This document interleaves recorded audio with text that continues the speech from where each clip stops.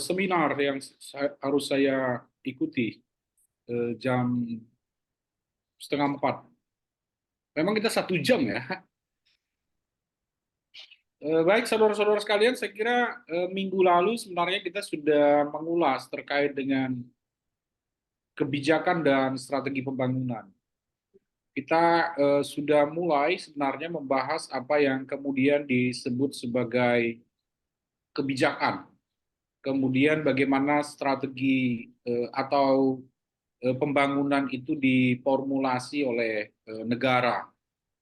Kemarin kita sebenarnya sudah menyinggung ada beberapa program yang luar biasa yang dibuat oleh pemerintah. Pada sektor pertanian kita kemarin berdiskusi terkait dengan revolusi hijau, ada program industrialisasi dan modernisasi pada sektor pertanian yang tujuannya itu adalah meningkatkan daya dukung ekonomi para petani yang ada di Indonesia, khususnya di Pulau-Pulau Jawa. Kemudian di sektor perikanan atau nelayan, kita kemarin sebenarnya juga sudah membahas apa yang disebut sebagai revolusi biru.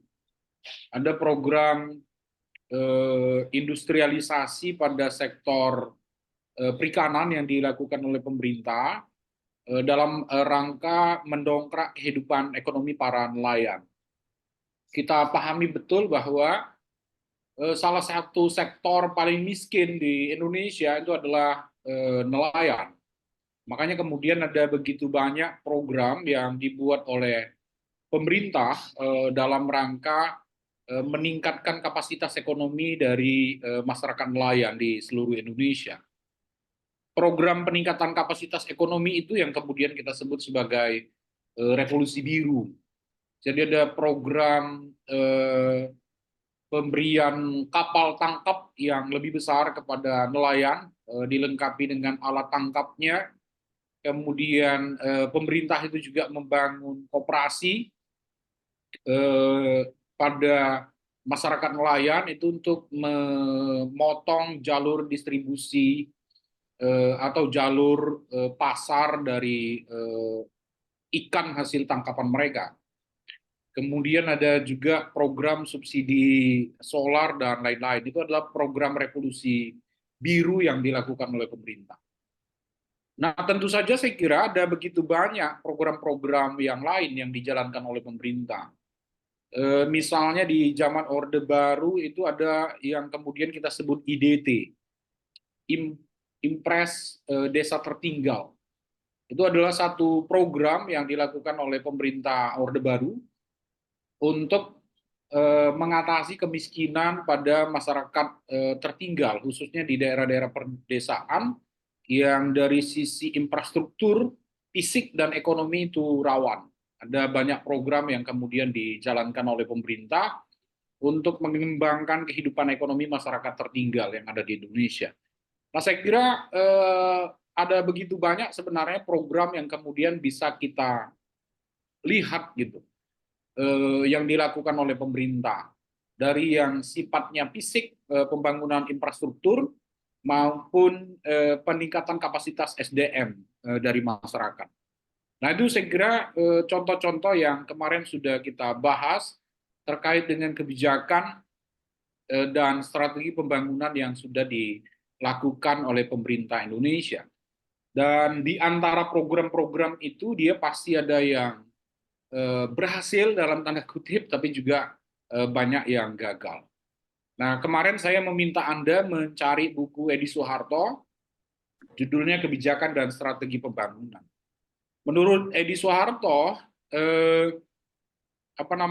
mengukur apakah satu program itu berhasil atau tidak berhasil itu dilihat dari dua indikator.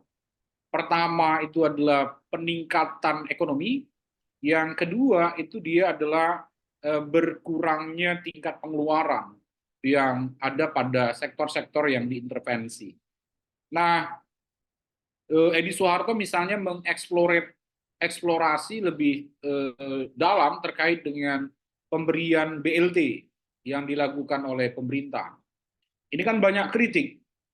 Dibilang BLT itu kan bantuan langsung tewas, ya kan? Kalau udah dibantu tewas. Tapi kemudian Edi Soeharto mengeksplor ada dua manfaat BLT. Manfaat yang pertama itu ya tingkat pengeluarannya itu jadi berkurang. Yang seharusnya beli beras, yang seharusnya beli susu dan lain-lain itu kemudian karena ada bantuan dari pemerintah, biaya yang dikeluarkan oleh masyarakat miskin untuk kebutuhan paling dasar itu kemudian jadi berkurang. Karena apalagi menjelang pemilu ini kan luar biasa bantuan pemerintah. Sekali diberi itu ada 50 kilogram, ya kan? Mudah-mudahan berasnya itu nggak busuk, ya kan? 50 sekali dibeli, kalau kemudian dalam 1 bulan itu nggak habis, bisa berkutu berasnya. Tapi kata Edi Soeharto, ini program bisa mengurangi tingkat pengeluaran dari masyarakat miskin, walaupun dia tidak meningkatkan pendapatan mereka. Jadi itu poin yang kemudian mau dijelaskan oleh Edi Soeharto. Nah, ada juga program-program yang itu dia bisa meningkatkan pendapatan, gitu. Ada program KUBE gitu yang dilakukan oleh pemerintah. Tahu Anda KUBE? Kelompok usaha bersama. Ini banyak kritik juga disebut bahwa program KUBE ini adalah warungisasi pada sektor masyarakat miskin perkotaan. Jadi semua orang disuruh buat warung. Yang dijual juga hampir sama. Itu namanya program warungisasi. Nah, terlepas dari kritik itu, menurut Edi Soeharto, dengan munculnya program KUBE ini, sebagian masyarakat yang diintervensi itu kemudian dia berhasil dan kemudian bisa meningkatkan pendapatan mereka. Oleh karena itu, saudara-saudara sekalian, poin-poin ini yang kemudian harus kita lihat untuk menganalisis kebijakan dan strategi pembangunan yang sudah dilakukan oleh pemerintah. Nah, saya kira Anda bisa membaca lebih banyak lagi gitu terkait dengan program-program yang sudah dibuat oleh pemerintah. Apakah program itu kemudian berhasil, apakah program itu gagal, dan lain-lain. Ada kritik yang muncul, misalnya ada sekian ratus triliun dana yang sudah dikeluarkan oleh pemerintah untuk mengatasi kemiskinan. Tapi jumlah penduduk miskin di Indonesia itu dia tidak mengalami pengurangan yang signifikan. Bahkan ada kritik yang menyatakan bahwa program pengentasan kemiskinan kita ini sudah dimulai sejak zaman Belanda dengan politik etis sampai sekarang. Apakah kemudian masyarakat miskinnya berkurang? Itu jadi pertanyaan para pengkritik terkait dengan kebijakan pengentasan kemiskinan yang dilakukan oleh pemerintah. Nah, hari ini kita coba membahas pengertian kebijakan ini berdasarkan para ahli. Kemarin saya sudah meminta Anda cari buku William Dunn, ya kan? Ada yang sudah dapat buku itu? Belum ada? Belum ada, Pak. Belum ada ya? Iya. Saya mesti nyari-nyari yang PDF-nya dulu, baru kalau misalnya nggak ada, cari fisiknya. Oh, siap, siap. PDF-nya pun jadilah. Yang penting Anda punya buku. Tapi buku itu dia ada 400-an halaman, itu luar biasa kalau Anda pakai PDF. Beli aja tuh di Titik Gantung, ya kan? Apa namanya, pusat penjualan buku di sekarang ini di Pajak Kambing itu, ya kan? Silakan Anda beli. Nah, ada beberapa apa namanya ahli yang menjelaskan tentang kebijakan publik. Pertama itu ada Thomas R. Day. Itu menyatakan bahwa yang dimaksud kebijakan publik itu adalah whatever government choice to do or not to do. Jadi apapun yang dipilih pemerintah, dilakukan atau tidak dilakukan oleh pemerintah. Itu yang kemudian disebut sebagai kebijakan. Jadi ada banyak pilihan terkait dengan persoalan-persoalan yang mau diselesaikan oleh pemerintah. Jadi pilihan-pilihan itulah yang kemudian mereka buat keputusan, itu yang kemudian disebut oleh Thomas sebagai kebijakan publik. Apakah pemerintah akan melakukan sesuatu terkait dengan persoalan yang dihadapi, atau pemerintahnya tidak melakukan sesuatu, itu dua-duanya dianggap sebagai kebijakan. Nah, memang Thomas ini menjelaskan agak lebih general, karena memang sektor yang ditangani oleh kebijakan publik itu hampir semua sektor. Politik, ekonomi, pertahanan, keamanan, pendidikan, kesehatan, gitu. Ada begitu banyak sektor yang kemudian harus dijangkau oleh kebijakan publik. Makanya kemudian Thomas menyebut bahwa yang disebut kebijakan publik itu adalah pilihan dari pemerintah. Apakah mereka akan melakukan sesuatu atau tidak melakukan sesuatu terkait dengan problematik yang mereka hadapi. Nah, saya kira ada banyak contoh ya di mana pemerintah melakukan atau kemudian tidak melakukan. Semua kebijakan itu pasti melahirkan pro dan kontra. Pemerintah bagi-bagi sembako jelang pemilu misalnya itu kan pasti pro dan kontra. Ini maksudnya apa? Dukung satu pasangan calon atau bagaimana kan gitu. Itu kan pasti pro dan kontra. Makanya pilihan-pilihan yang ada pada pemerintah disebut oleh Thomas Ray itu sebagai kebijakan publik. Nah, kemudian ada yang agak lebih mendetail gitu. James Anderson itu menyebut yang disebut kebijakan publik itu adalah serangkaian tindakan yang bertujuan dan dilakukan serta diikuti oleh seorang aktor atau sejumlah aktor berkenaan dengan adanya masalah tertentu. Jadi serangkaian tindakan yang ditujukan untuk menyelesaikan persoalan tertentu yang dilakukan oleh aktor atau sejumlah aktor, itu yang disebut oleh James Anderson sebagai kebijakan. Nah, oleh karena itu sebenarnya James kemudian mengeksplorasi paling tidak ada 5 indikator gitu dari satu kebijakan. Pertama, setiap kebijakan itu muncul dalam kerangka untuk mencapai satu tujuan tertentu. Jadi kebijakan dibuat itu dia pasti ada tujuannya. Tadi sudah kita terangkan sedikit terkait dengan revolusi hijau, revolusi biru, dan lain-lain. Tujuannya jelas. Mau ngapain program ini dibuat? Untuk apa program ini dibuat? Untuk siapa kemudian program ini dibuat? Itu jelas deh. Indikator pertama dari kebijakan publik. Itu yang kemudian disebut oleh James Anderson sebagai indikator utama dari kebijakan publik. Kalau kemudian kebijakan itu dia tidak ada tujuan yang ingin dicapai, keputusan itu tidak ada tujuan yang ingin dicapai, James sebenarnya sudah menggarisbawahi itu bukan kebijakan publik. Teman-teman nanti bisa melihat ya, coba baca di Google. Ada programnya yang dibuat oleh pemerintah antara persoalan kemudian dengan kebijakan yang ada itu sepertinya tidak terhubung.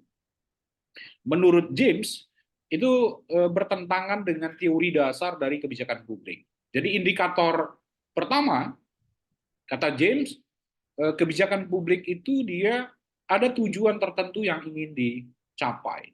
Ada tujuan tertentu yang ingin diraih oleh pembuat kebijakan. Yang kedua, indikatornya, kata James, itu ada serangkaian tindakan dengan pola-pola tertentu yang dilakukan oleh pemerintah. Jadi ada serangkaian tindakan. Kebijakannya itu disusun, tujuannya jelas, kemudian ada rangkaian tindakan yang dilakukan oleh pembuat kebijakan untuk mewujudkan apa yang sebenarnya ingin dicapai.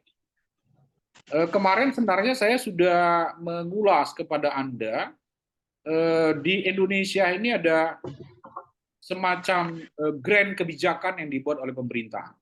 Dulu namanya GBHN. Turunan GBHN itu ada rencana pembangunan 5 tahunan atau Reblita. Kalau sekarang ini dia ada RPJPN, kemudian ada RP JMN, rencana pembangunan jangka panjang, kemudian ada rencana pembangunan jangka menengah. Nah, satu kebijakan, kata James, itu dia harus ada rangkaian tindakannya untuk mewujudkan supaya apa yang menjadi target dari kebijakan itu dia bisa tercapai. Kalau dalam teori ekonomi itu ada yang kemudian disebut perencanaan, monitoring, dan evaluasi program. Jadi perencanaannya jelas, monitoringnya jelas. Maksud monitoring itu adalah melakukan analisis apakah program yang sudah disusun itu berjalan atau tidak. Kemudian ada evaluasi. Jadi ada perencanaan, ada monitoring, ada evaluasi. Satu kebijakan. Makanya tadi sekali lagi James Anderson itu menyebut bahwa terhadap kebijakan itu ada serangkaian tindakan atau pola tindakan yang dilakukan oleh pemerintah. Itu yang kemudian menjadi indikator kedua dari kebijakan publik. Nah, kita sebenarnya bisa melihat program-program yang dibuat oleh pemerintah itu pasti dia monetnya harus jelas. Monet itu biasanya di pemerintah ada dua. Monet terkait dengan anggaran itu biasanya dilakukan oleh Badan Audit Keuangan Negara. Tahu Anda Badan Audit Keuangan Negara itu? Ada BPK, ada BPKP, dan lain-lain. Kemudian monetnya ada pengawasan terkait dengan tahapan kebijakan. Sudah sejauh apa kebijakan itu diwujudkan. Kalau dia pakai step, dia sudah sampai ke step berapa? Sudah sampai level berapa? Itu rangkaian tindakan yang dilakukan oleh pemerintah. Nah, yang kedua,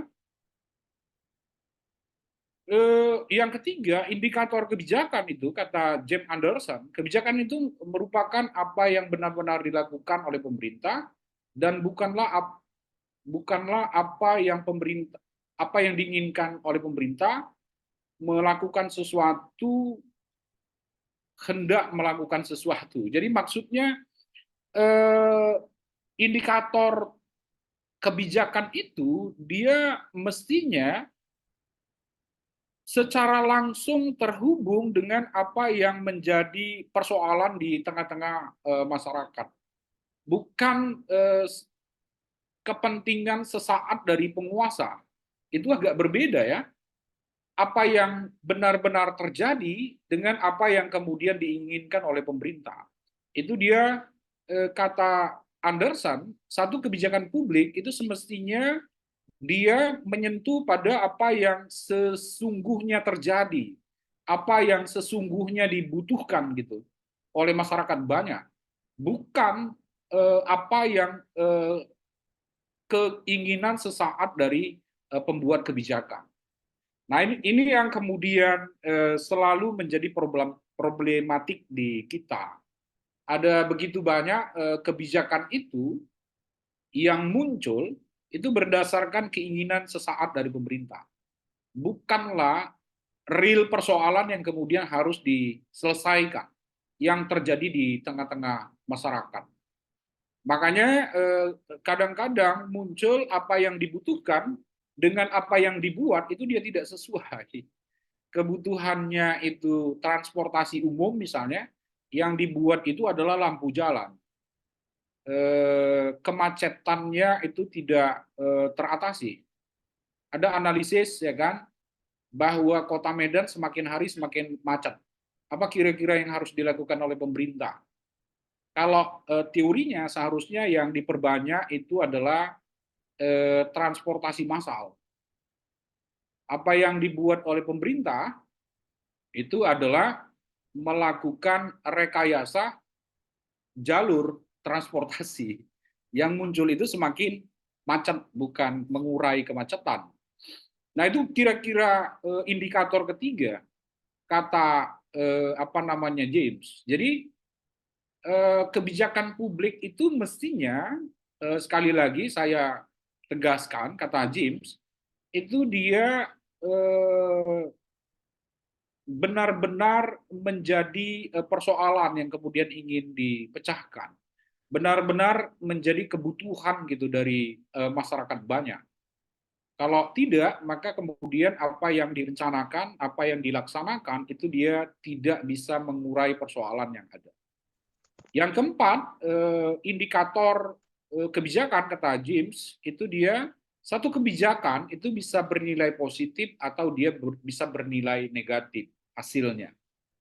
Jadi kebijakan itu hasilnya ya bisa negatif, kemudian juga bisa positif. Tergantung dari setiap orang memandang kebijakan. Tergantung dari pandangan sekelompok orang terhadap kebijakan. Makanya kebijakan itu dia selalu melahirkan pro dan kontra.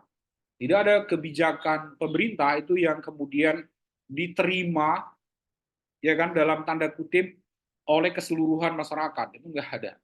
Pasti ada yang memandang negatif, kemudian ada yang kemudian memandang positif terhadap kebijakan yang dibuat oleh pemerintah. Nah, yang kelima, positif atau negatif satu kebijakan, kata Jim Anderson, mestinya dia masih tetap berada pada koridor hukum yang ada. Ya kan? Nggak apa-apa menurut dia kebijakan itu dinilai oleh publik positif atau negatif. Tapi mestinya kebijakan itu dia harus tetap berada pada koridor hukum yang ada. Kalau kemudian pandangan negatif itu karena terjadi persoalan hukum, nah itu dia berbeda gitu dengan apa yang kemudian ditegaskan oleh James. Nah ini indikator-indikator dari kebijakan yang dibuat oleh Jim Anderson. Jadi sekali lagi kebijakan publik itu adalah satu tindakan yang dilakukan oleh aktor atau sekelompok aktor itu adalah pemerintah. Kemarin saya kira saya sudah menerangkan apa yang disebut kebijakan publik, apa yang kemudian disebut sebagai privat. Kebijakan publik itu pasti menyangkut banyak orang dan itu dilakukan oleh pemerintah. Jadi aktor yang disebut oleh James ini itu adalah pemerintah. Jadi sekali lagi kebijakan publik itu adalah tindakan yang dilakukan oleh aktor, dalam hal ini pemerintah, berkaitan dengan masalah tertentu yang terjadi pada masyarakat banyak. Nah itu saya kira beberapa pengertian tentang kebijakan publik. Ada lagi sebenarnya kalau kemudian kita masih ingin mengeksplorasi William J. misalnya itu juga menjelaskan tentang kebijakan publik yang intinya itu tidak terlalu jauh dengan pandangan apa namanya Thomas. William itu menyatakan bahwa yang disebut kebijakan publik itu adalah serangkaian tindakan yang dilakukan oleh para aktor, ya kan? Aktor itu yang beliau maksud itu adalah pemerintah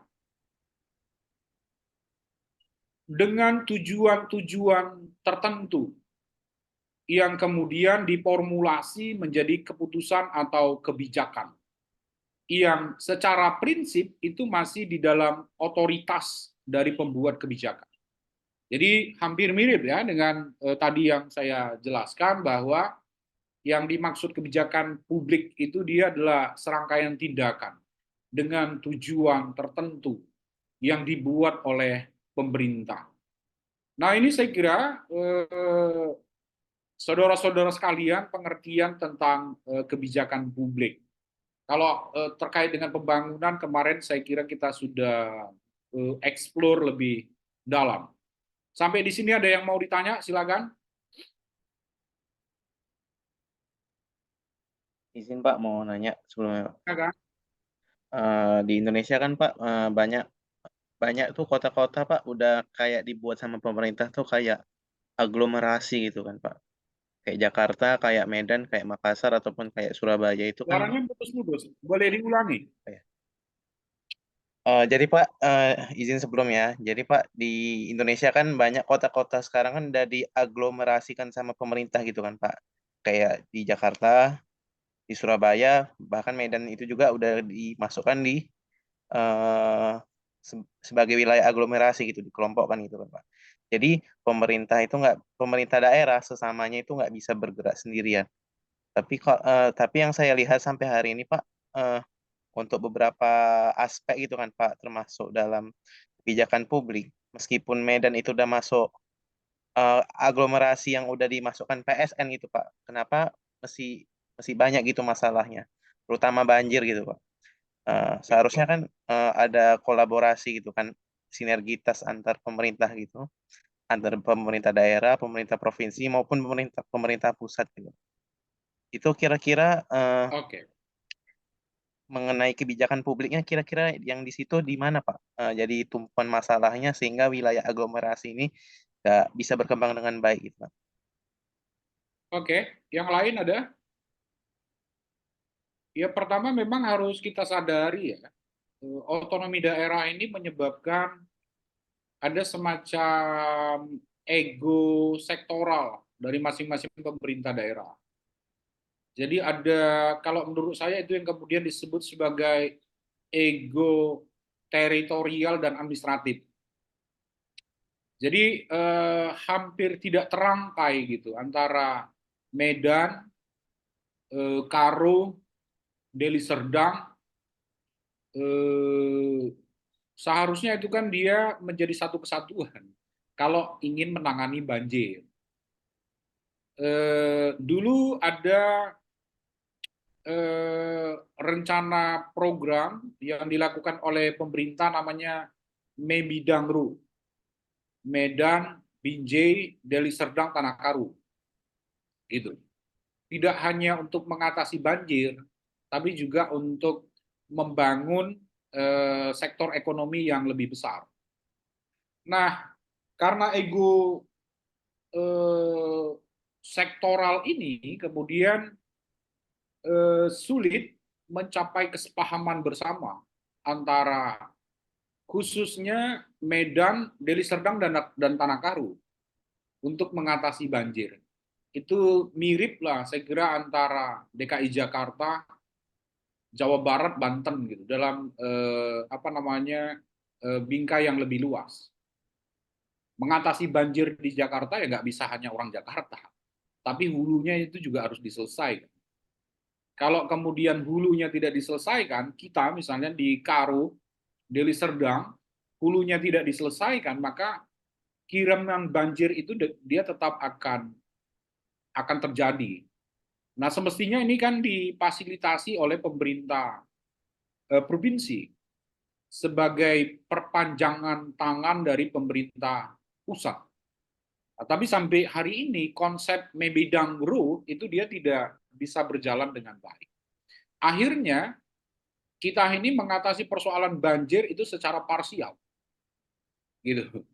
Ya kita lihat lah ya, hampir di setiap musim hujan pemerintah itu akan menggali, memperbaiki saluran drainase, ya kan? Tapi itu apakah bisa mengatasi banjir? Ya enggak lah, karena banjir itu terjadi eh, kalau kemudian luas sungai itu tidak lagi kemudian bisa menampung debit air. Jadi dia akan melimpah kemana-mana. Seharusnya kan di atas itu dia dimulai. Nah, terkait dengan bangunan drainase itu juga antar sektor tidak punya kesepahaman bersama. Seharusnya pembangunan atau perbaikan saluran drainase itu kan diikuti dengan pembangunan saluran pembuangannya. Kalau kemudian drainasenya dibangun, air itu dia juga dilempar ke sungai yang debit sungainya itu tidak bisa lagi menampung debit air, saya kira ya banjirnya tetap akan terus terjadi. Jadi kebijakan yang dibuat itu dia sifatnya sektoral. Nah, padahal sebenarnya kalau kemudian tadi kita mau melihat beberapa pengertian yang disampaikan oleh para ahli, namanya kebijakan itu kan ada serangkaian tindakan dengan tujuan yang jelas dan hasilnya seharusnya kan jelas. Kita sebenarnya untuk mengatasi banjir itu sudah dibuat dia kanal banjir yang ada di Deli Tua. Tapi karena sinergisitas itu dia tidak muncul, tinggi kanal itu lebih tinggi dibanding dengan debit air tertinggi gitu. Debit air tertingginya misalnya 2 meter, tapi tinggi kanal kita itu 2,5 meter. Kan nggak ada air yang bisa loncat, kan ada. Makanya kanal di Deli Tua itu juga tidak berjalan. Nah itu tadi yang disinggung oleh beberapa ahli, kadang-kadang kebijakan ini dibuat itu dia tidak sesuai dengan kondisi real yang ada di lapangan. Kadang-kadang kebijakan ini dibuat itu dia tidak sesuai dengan permasalahan yang terjadi. Kalau kebijakan dibuat tidak sesuai dengan permasalahan yang terjadi, maka kemudian target capaian dari sebuah kebijakan itu dia akan sangat mustahil untuk terwujud. Seharusnya kan ada analisis yang dalam kenapa banjir ini terjadi, ya kan? Nah, kalau kemudian analisisnya keliru, maka kemudian hasilnya juga itu akan jauh dari ekspektasi yang ada. Oleh karena itu sebenarnya dalam teori kebijakan ini seharusnya ada aspek komprehensivitas gitu yang dibuat oleh pemerintah. Jadi kebijakan itu dia tidak bisa parsial, apalagi terbatas pada hal-hal yang sifatnya teritorial gitu. Jadi walaupun Bupati Karo, Wali Kota Medan, dan Bupati Deli Serdang sama-sama dipilih oleh rakyat misalnya dengan pilkada langsung, tapi ada hal-hal tertentu di mana kebijakan itu harus disusun dengan formulasi yang sama untuk mengatasi satu keadaan tertentu. Kalau kemudian dia tidak bisa disusun dengan formulasi yang sama, maka kemudian persoalan itu dia tidak bisa diselesaikan. Maka kalau analisis filsafat itu kan jelas dia. Satu persoalan bisa diselesaikan kalau kemudian kita paham apa yang kemudian menjadi akar persoalan. Kalau kemudian kita tidak paham apa yang kemudian menjadi akar persoalan, maka ya akan susah kita bisa mengatasi persoalan yang ada. Itu kira-kira. Silakan kalau ada komentar.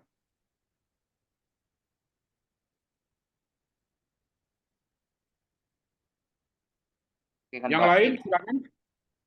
mungkin izin menyinggung gitu kan Pak soal politik ini.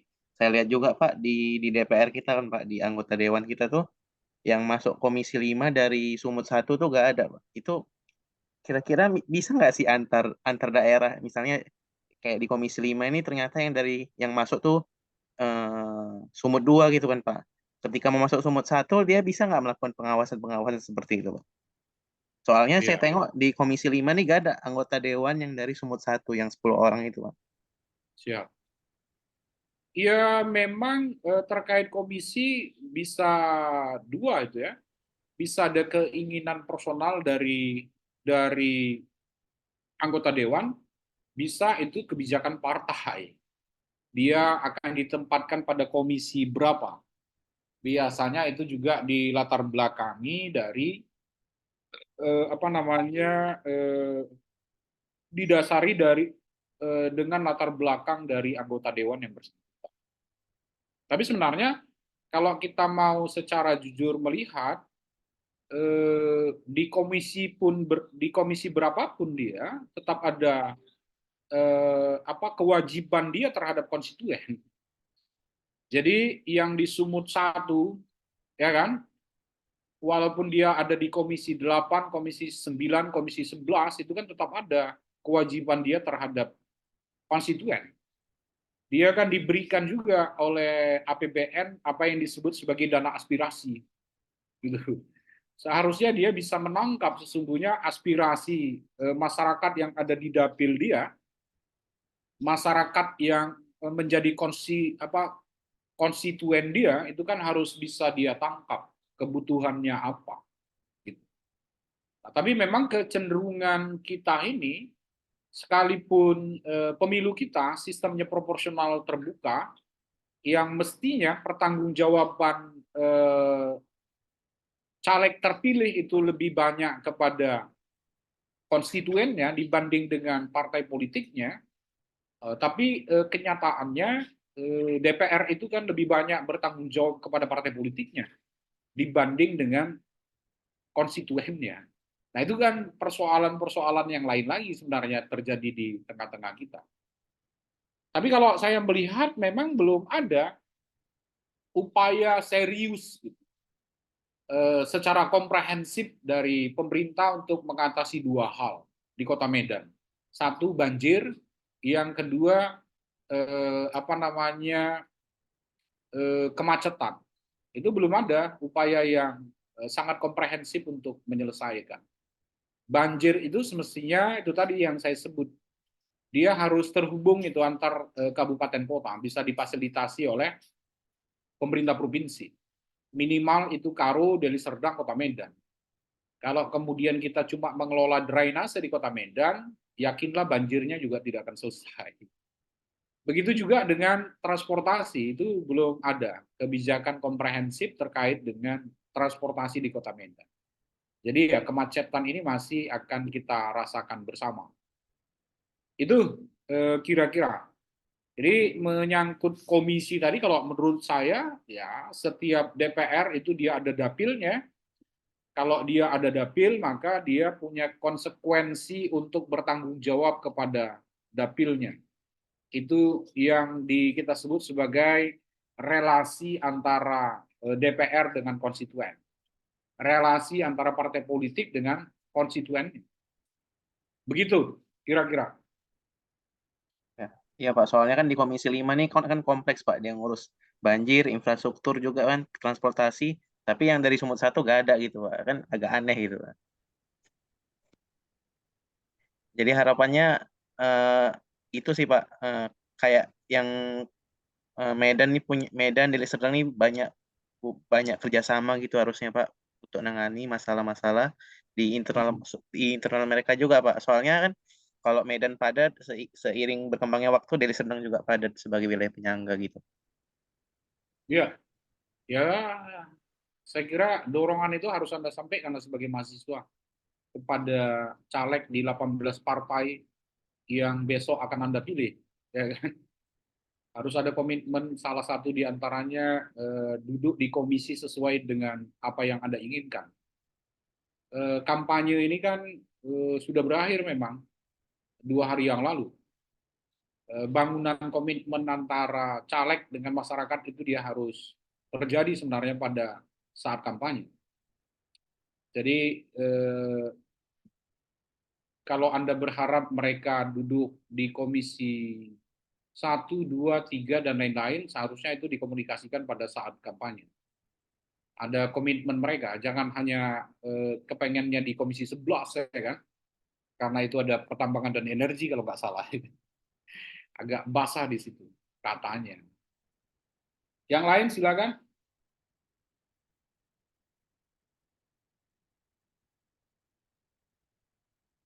Yang lain masih ada?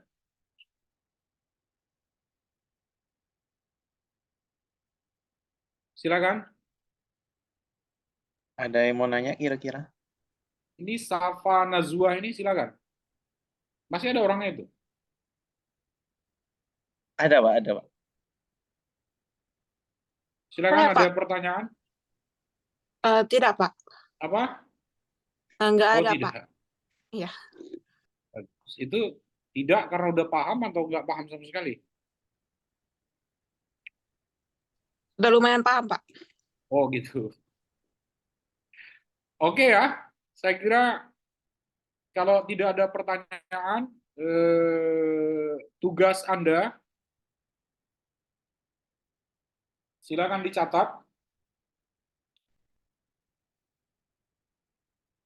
Buat makalah tentang kebijakan pembangunan yang ada di Indonesia. makalah ya, kebijakan pembangunan. Oh, untuk judulnya, sub-sub judulnya kayak mana itu? Terserah aja, pokoknya terkait dengan kebijakan pembangunan. Oke, Pak.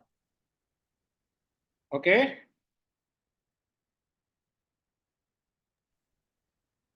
Minggu depan saya kira kita ketemunya luring aja ya.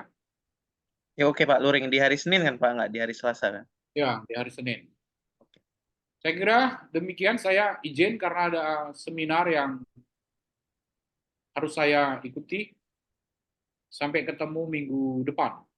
Pak, izin bertanya. Pak, mau tanya Pak. Oh, silakan, tadi disuruh bertanya. Untuk struktur makalahnya itu gimana Pak?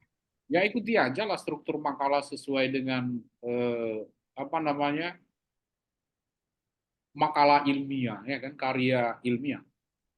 Jadi ada latar belakang, ada permasalahan, kemudian ada pembahasan, ada kesimpulan dan saran Anda. Ya kan? Ada lagi pertanyaan? Untuk Pak, izin untuk minimal halamannya ada nggak Pak? Ya. Kalau dengan struktur, ada latar belakang, ada permasalahan, ada pembahasan, ya minimal 10 halaman itu.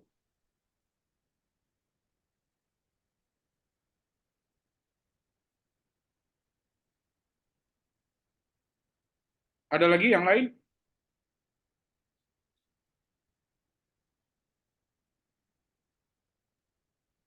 Cukup? Cukup Pak. Berat kali 10 halaman itu?